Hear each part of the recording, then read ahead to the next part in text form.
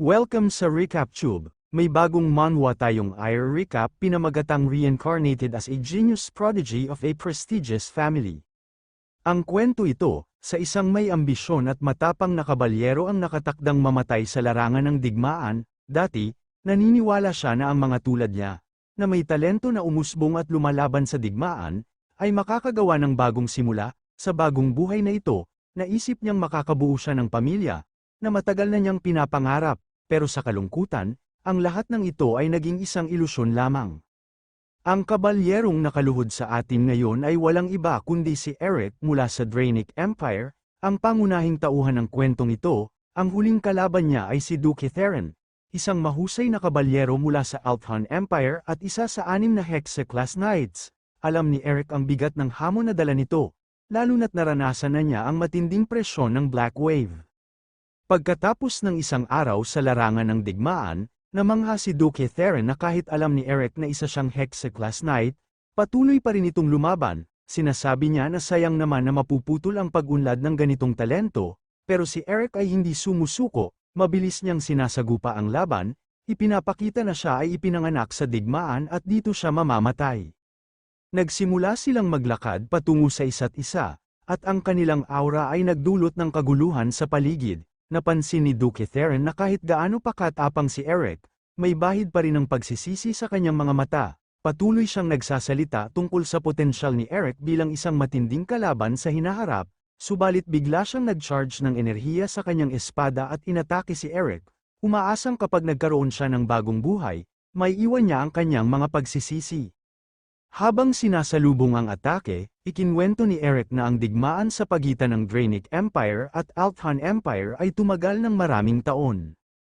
Ang kanyang ina ay naging biktima ng digmaan, at siya ay isang sanggol pa lamang nang pumanaw ito dahil sa kaguluhan. Iniwan siyang nag-iisa sa masalimuot na mundong ito bilang isang ulila. Habang naglalaro ang ibang mga bata sa kanilang mga laruan at nagbabasa ng mga libro, siya ay patuloy na lumalaban at tumutulong para sa kanyang kaharian. Pagkatapos niyang mag-14, kinailangan ni Eric na kunin ang espada at ipinadala sa kanyang unang larangan ng digmaan. Lumaban siya ng buong tapang, at dito nag-umpisa ang kanyang mga talento. Ang menor sa kanyang puso ay nagpaigting sa kanyang mga galaw at pandama sa isang antas na hindi niya kailanman naisip na posible. Dahan-dahan siyang umakyat sa ranggo ng mga kabalyero at nagulat ang lahat nang magtagumpay siyang makakuha ng 3 mana core at maging isang quad core na may 4 na core. Ang kanyang pangarap na makasama ang 5 Hexa-class knights ng imperyo ay tila abot kamay na, naniniwala siya na ang huling digmaan na ito ay maaaring magdala sa kanya ng kapayapaan mula sa kanyang pagod na buhay. Kaya't lumaban siya sa kanyang huling laban ng may dangal, alam na siya ay malapit na makamit ang lahat ng kanyang mga pangarap. Subalit, nang dumating si Duke Theron sa eksena, ang kanyang presensya ay nagpadala sa lahat na umatras. Sa kasalukuyan, ang unang pagwasiwas ng espada mula sa Duke ay nagwasak sa espada ni Eric at ang kanyang mga pangarap ay agad na naglaho sa kanyang mga mata. Ang susunod na atake mula sa Duke ay tumagos sa kanyang puso, at iniisip niya na ang lahat ng gusto niya ay makabuo ng isang pamilya, ngunit nawala ito. Ang sugat ay nagpadala sa kanya na lumipad sa larangan ng digmaan, bumagsak ng matindi sa lupa, at ang impact ay nagwasak sa lupa sa ilalim niya habang siya ay dumudulas, nag-iiwan sa kanya na duguan at sugatan. Habang unti-unting nawawala ng malay, lahat ay nagiging itim. Ngunit ang takip ng kadiliman ay natanggal sa sandaling binuksan niya ang kanyang mga mata. Ang unang bagay na nakita niya ay isang mag-asawa na sinusubukang makipaglaro sa kanya, o mas tamang sabihin ay sinusubukan nilang makipaglaro sa kanilang anak.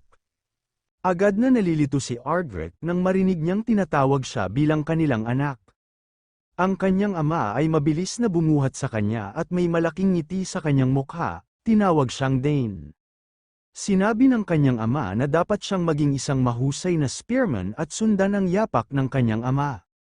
Ang kanyang ina na si Lily ay mabilis na hinayla siya mula sa mga bisig ng kanyang asawa, na nagsabing dapat siyang maging isang mahusay na assassin. Nag-aaway ang mag-asawa tungkol sa kung anong karera ang dapat tahaki ng kanilang anak habang si Ardred ay nahihiya at naguguluhan sa kanilang pagtatalo. Mukhang naglalakbay sila sa isang karawahe patungo sa kanilang tahanan, At patuloy silang nagtatalo tungkol sa parehong bagay habang naglalakbay. Naniniwala si Lily na mas cool ang sumisilip sa dilim para paslangin ang mga target at makaalis ng hindi nahahalata, habang pinipilit naman ng kanyang asawa na ang spear ang pinakamagandang at kumpletong martial art. Ganito ang nangyari sa ating bayani, akala niya ay tapos na siya sa larangan ng digmaan, ngunit sa hindi inaasahang pagkakataon, siya ay muling isinilang. Ang twist sa kanyang kwento ay natagpuan niya ang sarili sa Althan Empire, ang kanyang kaaway, bilang bunsong anak ng isang count, nang huminto ang karwahe sa mansion, nagkasundo ang kanyang mga magulang na tuturuan siya ng parehong kasanayan, pero hindi pa rin sumusuko si Lily at nakakainis na sinasabi na ang kanilang anak ay magiging assassin, habang ang kanyang ama naman ay natatawa at sinasabi na magiging spearman si Dane. Ipinakita ng driver ng karwahe ang kanilang pagdating, at medyo naguguluhan ng mga magulang dahil akala nila ay matagal pa silang naglalakbay habang nag-aaway. Agad na bumaba ang asawa mula sa karwahe at tinulungan ang kanyang asawa. Ibinigay niya ang kanyang kamay sa kanya, ngunit nahihiya itong tanungin kung ano ang mangyayari kung makita sila ng mga tao sa kastilyo. Tumawa siya at sumagot na sinusubukan lang niyang hawakan ang kamay ng kanyang asawa, kaya bakit ito mahalaga? Sa mga salitang iyon, inescort siya sa labas ng karwahe, habang hindi maiwasan ni Ardrick na makaramdam ng awkward sa kanyang ama na tila bata, ngunit unti-unti itong nawala nang makitang kamangha-mangha ang kastilyo sa kanilang pagpasok. Nang makapasok sila, napansin ni Lily kung gaano kasaya si Dane na makabalik sa kanilang tahanan. Bakit nga ba hindi siya magiging masaya sa isang bahay na ganito at mga magulang na mayaman? Maaaring mas madali para sa kanyang mga talento na umusbong dito kaysa sa kanyang inaasahan. Lumipas ang 2 buwan mula sa araw na iyon, at natagpuan si Lily na nakikipag-usap sa kanyang anak na nagsisimula ng magsalita ng kaunti. Tuwang-tuwa siya na sa wakas ay nakakagawa na ng tunog ang kanyang anak, habang si Ardrick naman ay labis na nagagalak na maranasan ang pag-aalaga na ito, isang bagay na hindi niya naranasan noon. Sa dati niyang buhay, bihira ang pagkakataong makasalamuhan ng mga bata ang kanilang mga magulang sa panahon ng kanyang paglalakbay sa larangan ng digmaan. Ang ilan sa mga bata na nakita niya ay madalas nakabalot sa bendahe, umiiyak dahil wala silang matutuluyan, at maraming nagdadalamhati ng mga bata dahil sa matinding digmaan, kaya't kung ikukumpara, ang kanyang bagong tahanan ay mas swerteng at mayaman, at siya ay nakakampante na hindi siya magugutom dito. Biglang pumasok ang ama sa silid na may dalang spear at buong galit na ipinakita ito. Proud niyang sinabi na ito ay tinatawag na spear. Nang makita siya ng ating bida, hindi niya maiwasan madismaya sa batang asal ng kanyang ama, at nagtataka kung paano nagagawa ng kanyang ina na manatiling maganda sa kabila ng asal ng kanyang ama. Mahirap para sa kanya na maniwala na ang taong ito, na pinakamalakas na Hexa-class spearman sa imperyo at kilala bilang Arkansas Grace, ay kanyang ama, kahit na hindi siya mukhang isang war hero. Ngunit siya ay tunay na isang war hero na kilala bilang Blue Whirlwind. Nagalit ang asawa at sinimulang itulak siya palayo sa bata, nagtatanong kung paano siya nakapasok sa silid ng bata na may dala pang matulis na bagay. Unti-unting nawala ang kanyang masayahing mukha sa ilalim ng matinding titig ng kanyang asawa at tipid niyang sinabi na gusto lang sanang ipakita ni Arkan sa ating bida ang spear, ngunit nagbibigay ng nakakatakot na aura si Lily. Pinapaalala sa kanya na hindi ba't sinabi niya na hindi sila magtuturo ng anumang bagay sa kanilang anak hanggat hindi pa ito umabot sa tamang edad. Hindi nakakagulat na nanginginig sa takot si Arkan sa ilalim ng matalim na titig ng kanyang asawa, dahil siya ang pinakamahusay na assassin sa imperyo. Samantala, pinapahayag ni Lily na kung magpapatuloy si Arkan sa ganitong ugali, ituturo niya sa kanilang anak ang mga batayan ng lihim na gawain habang bata pa ito. Sinubukan ng kanyang ama na ipaglaban na lahat ngayon ay may maagang education, kahit ang kilalang magic house na House Teleport ay naglalagay ng staff sa tabi ng bata mula nang sila ay ipanganak, pero naiinis na naman si Lily at tinanong kung mukhang staff ang spear para sa kanya. Sa naririnig na paulit-ulit na pagtatalo ng kanyang mga magulang ay napapabuntong hininga na lang ang ating bida.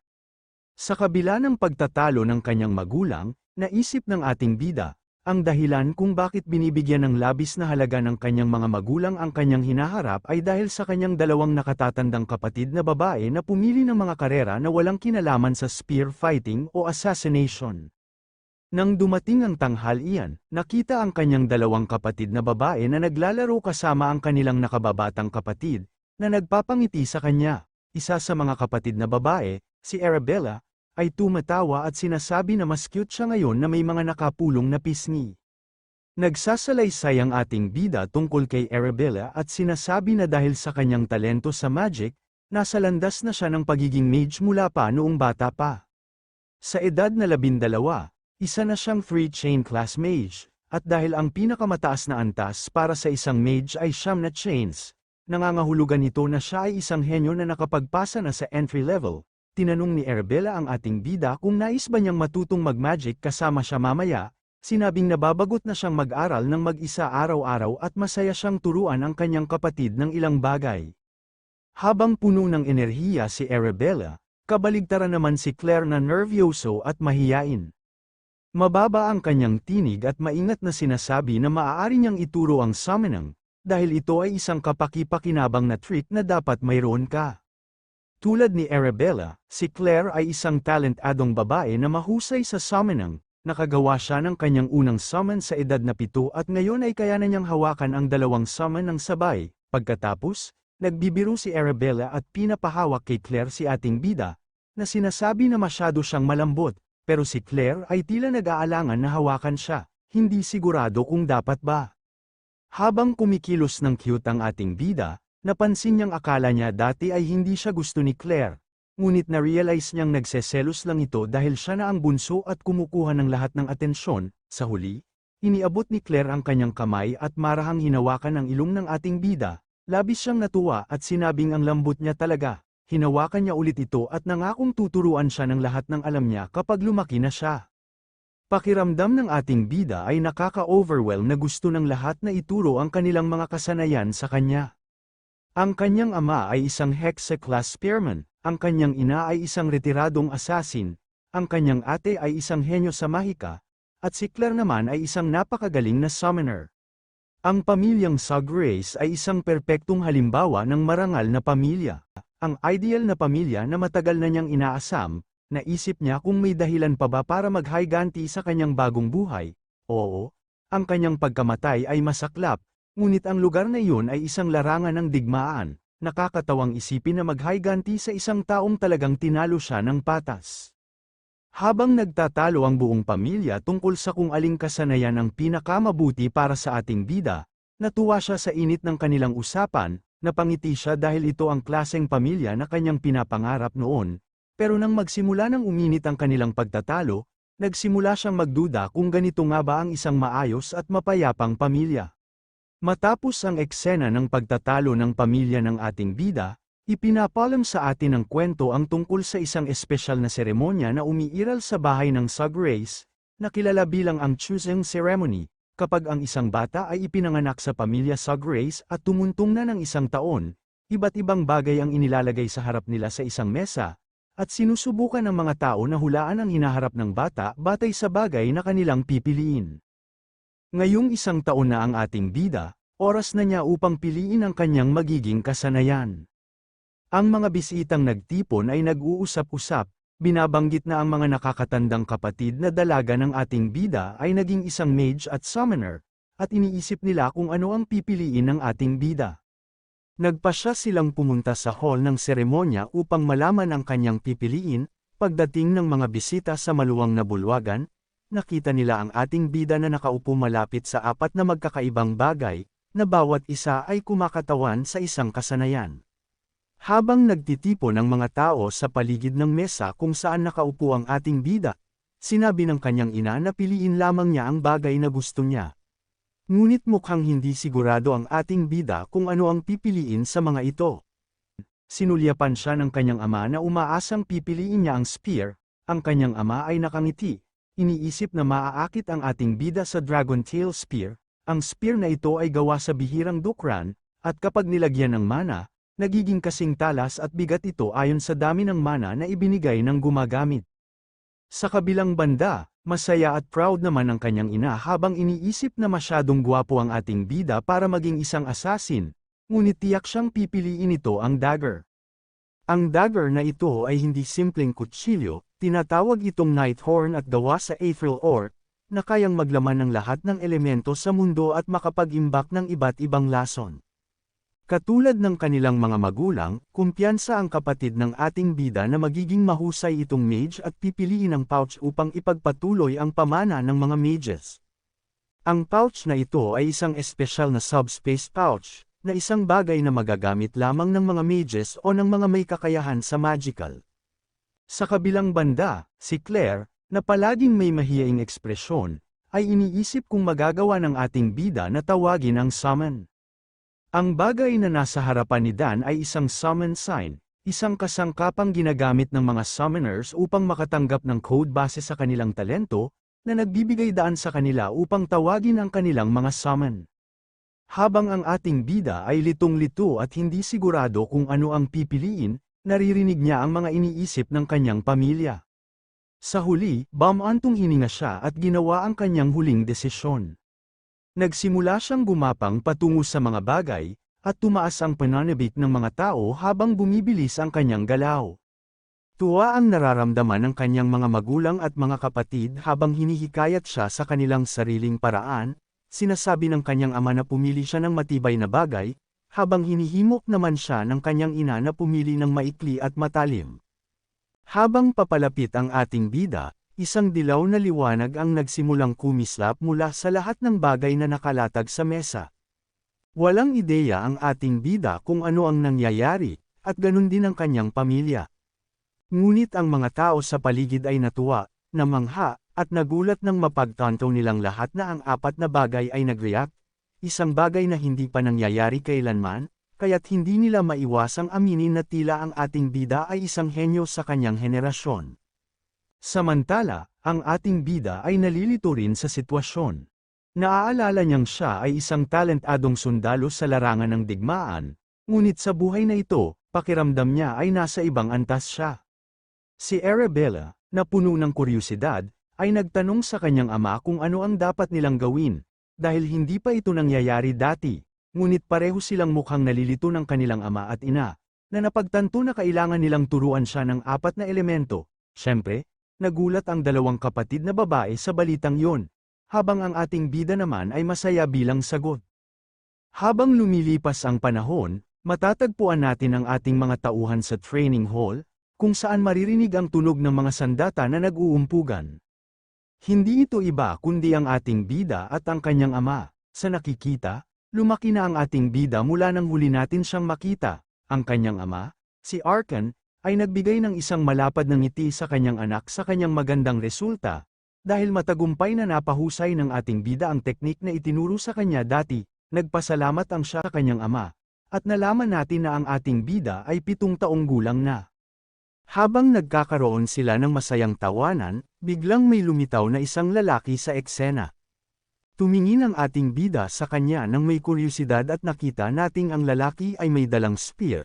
Ang pangalan ng lalaki ay Herman, isa sa mga tagapaglingkod ng pamilyang Suggrace. Mukhang inaasahan na ni Arkan ang pagdating ng spear at agad itong kinuha. Inaalok ito sa ating bida bilang regalo para sa kanyang kaarawan. Ipinaliwanag niya na sana ay ibibigay niya ito sa kanya sa panahon ng kaarawan, ngunit nais niyang ibigay ito bago ang regalo ng kanyang ina. Dagdag pa niya, inihanda niya ang spear na ito sa loob ng 2 taon at ito ay espesyal na inutusan mula sa isang kilalang panday sa kabisera. Pagkatapos, binati siya ng kanyang ama ng maagang kaarawan para sa kanyang ika-7 taon. Agad na ibinaba ng ating bida ang kanyang lumang baston at kinuha ang spear mula sa kanyang ama, sinabing gagamitin niya ito dahil sobrang astig nito. Talagang nagugustuhan niya ang kombinasyon ng itim na hawakan at pilak na talam ng spear, at sa laki nito, nakakagulat na magaan ito. Tinanong ng kanyang ama kung gusto ba niya ito, at sumagot siya na gustong-gusto niya ito. Sa katunayan, labis ang kanyang kasiyahan kaya't nagsimula na siyang maglaro dito. Tinanong ng kanyang ama kung natatandaan ba niya ang pagkakaiba ng espada at spear. Ipinaliwanag ng ating bida na sa haba ng spear, maaari mong mapanatili ang mga kalaban sa isang distansya, at dahil sa maliit na contact point nito, mataas ang efficiency ng atake. Sang-ayon ang kanyang ama, na nagsabing totoo yun. Ngunit binalaan siya na habang siya ay lumalakas, magiging mas mahirap itong gamitin kumpara sa espada. Itinuro niya ang pangunahing isyu sa mga spear, para makapag-atake, kailangan ng minimum na distansya sa pagitan mo at ng iyong kalaban. Ngunit sinabihan siya na huwag masyadong mag-alala, dahil bawat sandata ay may kanya-kanyang kalakasan at kahinaan. Ipinaliwanag niya na kahit ang mga espada, na madalas itinuturing na perpektong sandata, ay maaari ring maging mahina sa ilang sitwasyon. Masaya ang ating bida sa sinabi ng kanyang ama at nangakong isa sa alang-alang iyon.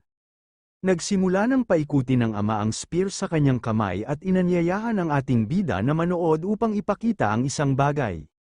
Talagang nabigla si Dan sa kapangyarihang bumabalot mula sa kanyang ama.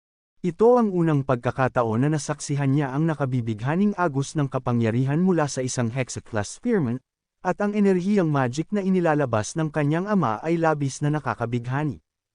Matapos ang pag-charge, mabilis na item thrust ng kanyang ama ang spear pasulong at nagsimulang ma-distort ang espasyo sa paligid ng talam. Ipinaliwanag niya na ang dahilan ng distorted ay dahil nag-release siya ng kanyang magic power habang itinutulak ang spear. Ang teknik na ito ay gumagamit ng katangian ng core na nakatuon ng magic power sa isang lugar.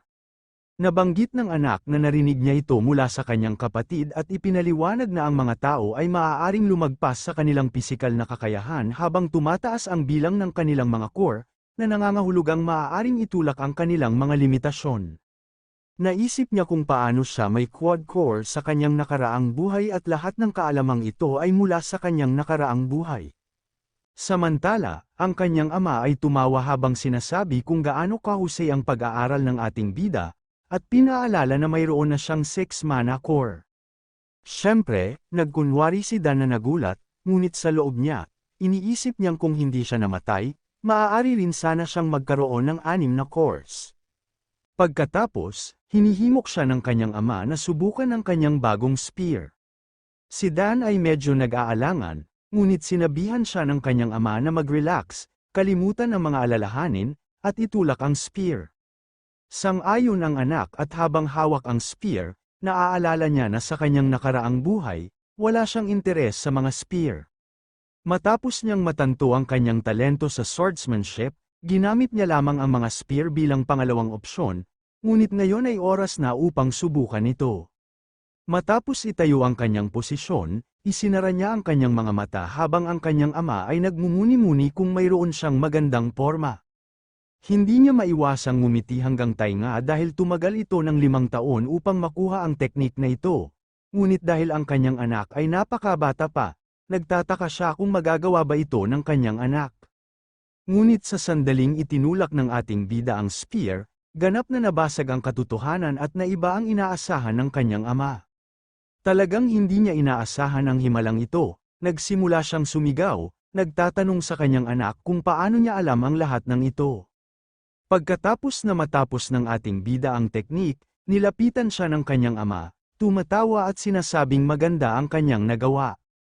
Ipinaliwanag ng ating bida na sa sandaling itinusok niya ang spear, inipon niya ang magic power sa isang lugar at pinadaloy ito sa dulo ng spear. Nang umabot ang magic power sa dulo, pinatigil niya ang agos nito. Nagulat ang ama nang marinig ito at tinanong kung nakabuo na siya ng mana core. Sumagot ang ating bida ng oo at inihayag na habang nagbabasa siya ng libro tungkol sa paglikha ng mana core, sinubukan niya ito at sa kabutihang palad nagtagumpay siya. Ngunit syempre, nagsisinungaling siya, dahil ang totoo ay nabuo niya ito habang nagsasanay ng mana breathing. Lumuhad ang ama upang magpantay ang kanilang mga mata. Hindi maiwasang makaramdam ng pagmamalaki, sigurado siyang balang araw ay magiging pambihirang mandirigma ang kanyang anak. Si Dan ay ngumiti lamang, habang iniisip ang lahat ng mga sorpresa na nakalaan para sa hinaharap na tiyak na magpapahanga sa kanyang ama. Samantala, iniisip ng ama kung magiging mage, spearman, assassin, at summoner ang kanyang anak ng sabay-sabay. Dito muna mahihinto ang ating kwento sa kadahilanan di na kinakaya ng pang-edit ko ang sobrang haba ng kwento. Sa sunod na chapter ng ating kwento ay magpapakita sa kaarawan ng ating bida ang dalawa niyang kapatid, makalipas ng 6 na taon. Please like and subscribe. Maraming salamat po.